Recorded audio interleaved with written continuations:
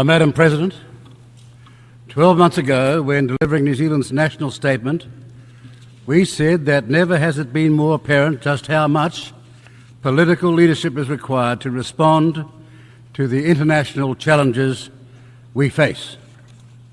Political leadership is needed to restore trust in our domestic and international institutions, forge unity, maintain fragile social cohesion, and fill the gaps when the international community, through the United Nations, proves unable to.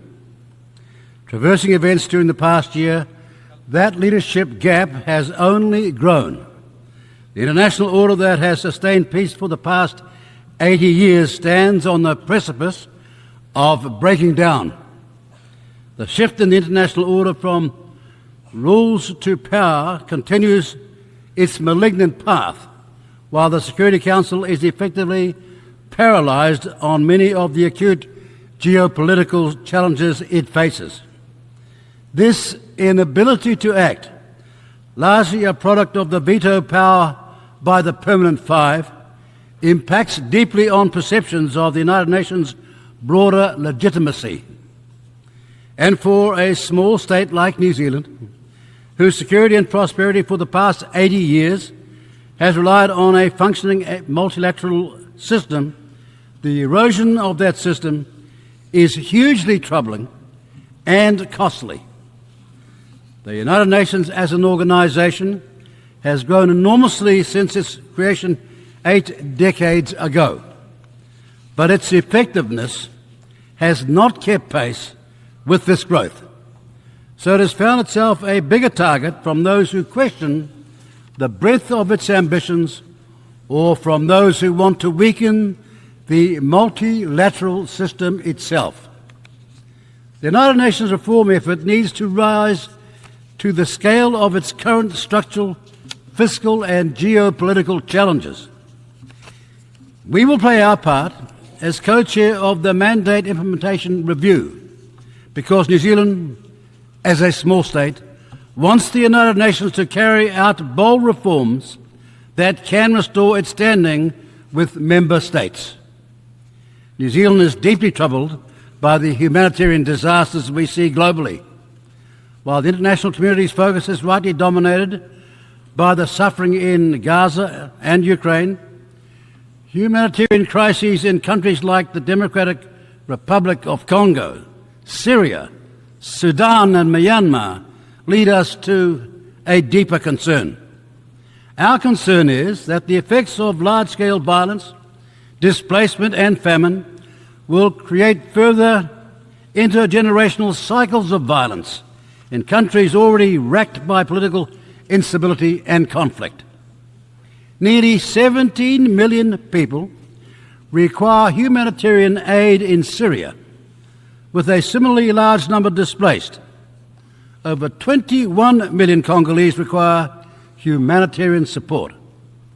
In Sudan, more than 30 million people, some 65% of its population, require urgent humanitarian aid and protection. Basic services have collapsed, vaccination rates plummeted, and violence, including sexual violence, are endemic. Some 13 million Sudanese people have been displaced from their homes. In Myanmar, over 3.5 million people are internally displaced and 22 million in need of humanitarian assistance, making it the worst humanitarian crisis in Southeast Asia. These bold numbers are shocking to contemplate because they say that in too many places our shared humanity is held in contempt or worse. We need leadership that creates possibilities, not extinguishes them. Leadership that persuades rather than controls. And leadership that appeals to our better angels, not our worst instincts. We most of all need leadership that meets the common desire for shelter, sustenance, to live in peace, feel secure, and to live with the hope that their children will flourish. Most of all, we need leadership that is courageous. It was courageous leadership that saw Egyptian President Anwar Sadat address the Israeli Knesset in Jerusalem in November of 1977 to extol peace. Sadat will pay the ultimate sacrifice for his courage, but his country and Israel have benefited from his courage in the decades since. In that speech, Sadat said, and I quote, "The struggle which took us from war to war, from victims to more victims, until you and we have today reached the edge of a horrible abyss and a terrifying disaster unless together we seize this opportunity today of a durable peace based on justice." End of quotes. We again are on the edge of a horrible abyss in Gaza. But where, we ask, is the quality of leadership that can pull Israelis and Palestinians back from the abyss to project hope to the victims of this intolerable violence? Because without hope, the cycles of violence that fuel and perpetuate this never-ending conflict will not end. It will instead be a terrorist breeding ground, creating the next generation of recruits for those who only hate. That is the current context which the New Zealand government is considering the vexed question of Palestinian statehood. New Zealand is an enduring supporter of the two-state solution and Palestinian self-determination. Our long-standing policy is that Palestinian state recognition is a matter of when, not if. Now, we noted the announcements by some countries in July and August that they intended to recognise Palestinian statehood this week, now confirmed. We have also closely observed the Israeli government's actions in Gaza and on the West Bank following these earlier announcements. And we have listened carefully to the arguments made earlier this week at the Two-State Solution Conference. Palestinian statehood recognition is, however, uniquely complicated given it is embedded in a seemingly intractable, never-ending conflict situation. Very few New Zealanders can recall any period of sustainable peace in the Middle East during their lifetimes. And while New Zealand is furthest away from that conflict in the Middle East, we also acknowledge the strongly held views people have about it. New Zealanders were appalled by the barbarity of Hamas' attack on Israel citizens on October 7, 2023, the worst massacre in Israel's history, and Hamas have no plan and no place in any future Palestinian state. They know only hate. Today, nearly 2 years on from the horror inflicted that day, including the continued holding of Israeli hostages by Hamas, we are shocked to our core by harrowing images of famine in Gaza. We are also revolted by what can only be described as a grossly disproportionate response from the Israeli government. However, there is an old saying about a musical instrument that sums up well the vexed question of Palestinian statehood recognition. If the string is too tight, it will snap. But if it is too loose, the instrument will not play. Those countries who hope their earlier signalling of Palestinian statehood recognition would protect and promote the two-state solution have instead seen the Israeli government snap and continue its widely condemned military actions in Gaza while continuing to develop illegal settlements on the West Bank in defiance of international law. The New Zealand government agrees with the ends sought by partners and acknowledges their good intentions. We commend to the leadership efforts of those countries trying to bring an end to the violence through their diplomatic efforts.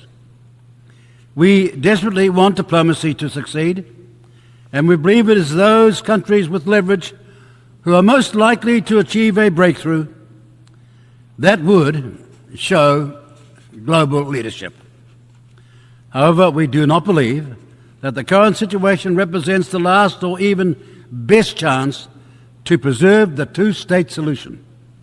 Rather, we think a future situation when Israeli and Palestinian political leadership is an asset, not a liability, and where other situational variables have shifted the current calculus away from conflict and towards peace, would be more conducive for recognizing Palestinian statehood. Therein lies our dilemma over any decision to recognize Palestinian statehood now, because statehood recognition is an instrument for peace. As an instrument for peace, also does not play, because there are no fully legitimate and viable state of Palestine to recognize. Palestine does not fully meet the accepted criteria for a state, as it does not fully control its own territory or population. There is also no obvious link between more of the international community recognising the state of Palestine and the aimed objective of protecting the two-state solution. Indeed, what we have observed since partners' pronouncements reveals that recognising Palestine now will likely prove counterproductive. That is, Hamas resisting negotiation in the belief that it is winning the global propaganda war while pushing Israel towards even more intransigent military positions. Recognition at this time, we also think, is open to political manipulation by both Hamas and Israel. Hamas will seek to portray our recognition of Palestine as a victory, as they have already done in response to partner announcements. Israel will claim the recognition rewards Hamas and that it removes pressure on them to release hostages and agree to a ceasefire. Ladies and gentlemen, because even now, after almost 2 years of this outrage, Hamas refused to give the hostages back. And then, like over 150 countries before it, New Zealand's recognition of Palestinian statehood now would serve as little more than an existential act of defiance against an unalterable state of affairs. We are not ready to make that gesture. Rather, the New Zealand government believes that it has one opportunity to recognise Palestinian statehood, and it would make better sense to do so when conditions offer greater prospects for peace and negotiation than at present. With a war raging, Hamas still in place, and no clarity on next steps, we do not think that time is now. We have, ever since the October 7 attacks, repeatedly demanded a ceasefire, the release of the remaining hostages, and for Israel to allow vital aid to flow into Gaza. That is where our focus remains. To that end, today the New Zealand government announces a further significant financial contribution to support the humanitarian crisis in Gaza. Our focus will not shift from where it's needed most. In Gaza, right now, aid must flow and the violence must cease. Ultimately, however, if leaders and their people do not covet peace or cannot overcome their hate, no actions taken by us will shift them from their destructive and ruinous path. But if they do covet peace, and when we see action, not in the form of rhetoric, but of agreements, and when statehood emerges, then institutions to support it, New Zealand will then recognise Palestinian statehood. Colleagues, Our focus on the leadership gaps that exist in our troubled world goes directly to our responsibility as member states, large and small, to bolster the United Nations to ensure, to our Charter's preamble as it proclaims, to save succeeding generations from the scourge of war. Our support for the United Nations has remained unwavering since the creation in San Francisco. Keeping the spirit of San Francisco alive is the work of us all, because the United Nations, as was once said, remains our greatest hope for future peace. And now is the time for those of us who believe in multilateralism not to compromise it, but to stand up and to fight for it. Thank you.